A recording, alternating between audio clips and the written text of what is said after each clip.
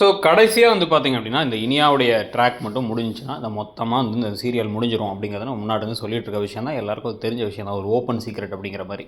அதுக்கேத்த மாரி தான் வந்து பார்த்தீங்க அப்படின்னா, வந்து இப்போ பாக்யலட்சுமி சீரியல்ல இனிமே இனியா அந்த பையனே எனக்கு வேணாம் பாஸ் அப்படின்னு முடிவு பண்ணி நிதிஷை டிவோர்ஸ் பண்ணுறேன் அப்படின்னு வந்து முடிவு பண்ணி சொல்லிட்டாங்க. ஸோ இது ஒரு பக்கம் இருக்கும் பொழுது, இன்னொரு பக்கம் வந்து பார்த்தீங்க அப்படின்னா, இப்போ நிதிஷால அதை ஏற்றுக்க முடியல. நிதிஷை எப்படியோ வந்து ஜாமீனில் அவங்க அப்பா வெளில கூட்டு வந்துடுறாரு. வெளில கூட்டு வந்ததுக்கப்புறமா அந்த பையன் என்ன பண்ணுறாரு அப்படின்னு சொல்லி பார்த்தீங்க அப்படின்னா, எப்படியாச்சும் வந்து நம்ம வந்து திருப்பி இனியா கூட சேர்ந்துடணுங்கிறார். இனியா இருந்தபோது இனியாவை மதிக்கல. இப்போ எதுக்காகனா கௌரவத்துக்காக.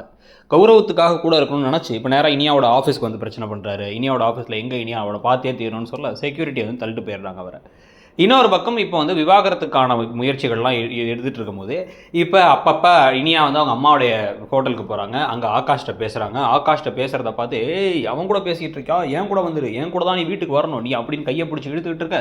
அப்போ அங்கே பாக்கியா வராங்க. அதாவது இப்போ பார்த்தீங்க அப்படின்னா நிதிஷ் வந்து இந்த சீரியலுக்கு ஒரு 2 மாதம் முன்னாடி வந்திருப்பாருன்னு நினைக்கிறேன். அவ்வளோதான் 2 மாதம் 3 மாதமாக இருப்பார் அவர். இனியா வந்து பார்த்தீங்க அப்படின்னா வந்து இனியா வந்து ஒரு ஸ்கூல் முடிச்சு காலேஜ் முடிச்சு இப்போ வந்து இப்போ தான் வேலைக்கு போகிற மாதிரி ஒரு பொண்ணாக காமிக்கிறாங்க. இவங்களில் ஆரம்பித்து ஆகாஷ்லேருந்து செல்வி வரைக்கும் எல்லாருமே அந்த இடத்துல வந்து பயங்கரமாக நடிக்கும் பொழுது பாக்கியாவை பார்த்தீங்கன்னா ஏய் கையை எடு அப்படிங்கும் போது வந்து பார்த்தீங்கன்னா என்னம்மா நடிப்புது அப்படிங்கிற மாதிரி தான் இருக்குது நமக்கு. ஸோ அதுக்கு பிறகு என்ன ஆகுது அப்படின்னு வந்து பார்த்தீங்க அப்படின்னா வந்து விடாப்படியாக நேராக வீட்டுக்கே போய் கோபி எழில் எல்லாரும் வீட்டுக்கு போயிட்டு இனிமே நிதிஷ் வந்து எங்கள் பொண்ணை வந்து தொல்லை பண்ணக்கூடாது, தொல்லை பண்ணால் அவ்வளோதான் அப்படின்னு பேசிகிட்டு இருக்க அப்படி தான் வருவேன், என்ன பண்ணுவேன் நிதிஷ் கேட்க நிதிஷை சட்டக்காலரை பிடிச்சி எழில் அடிச்சிடுறாரு.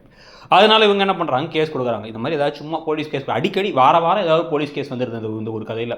ஏன்னா எப்படி எடுத்து போகிறேன்னு தெரில, சும்மா ஏதாவது பண்ணுவோம் அப்படின்னு வந்து எடுத்துகிட்டு இருக்கிறதுனால இப்போ வந்து போலீஸ் வந்து இப்போ நேராக கமிஷன் ஆஃபீஸ்க்கு வர சொல்கிறாங்களாம். பாக்கியா கோபி எழில் இவங்க எல்லாத்தையுமே அங்கே வச்சு ஏதாச்சும் வந்து பொய் கேஸ்லாம் போட்டுருவேன்னு சொல்லி பஞ்சாயத்தெல்லாம் பண்ண என்ன நடந்தாலும் சரின்னு சொல்லிட்டு இவங்க விடாப்படியாக இருக்க. கடைசியாக அந்த சமயத்தில் ஆகாஷ் வந்து கலெக்டராக அந்த ஊருக்கே வர, அப்புறம் வந்து அவருடைய பவருக்கு கீழே வந்து கல்யாணம் நடக்கணும் ஏதோ நடக்க போகுதுன்னு மட்டும் தெரியுது. ஸோ எப்படியோ வந்து பார்த்திங்க அப்படின்னா அந்த ஒரு போர்ஷனோட மொத்தமாக அந்த சீரியல் முடியறதுக்கான வாய்ப்புகள் அதிகம். 1500 எபிசோட் கிட்டத்தட்ட 5 வருஷமாக ஓடின ஒரு சீரியலை பற்றி நீங்கள் என்ன நினைக்கிறீங்க, அந்த கதையோட முடிவை பற்றி உங்களுடைய கருத்து என்ன? ப்ளஸ் வந்து பார்த்திங்க அப்படின்னா இப்போதைக்கு நீங்கள் பாக்யலட்சுமி பார்க்குறீங்கன்னா என்ன ஒரு காரணத்துக்காக பார்க்குறீங்கிறதையும் சொல்லுங்கள். தேங்க்யூ.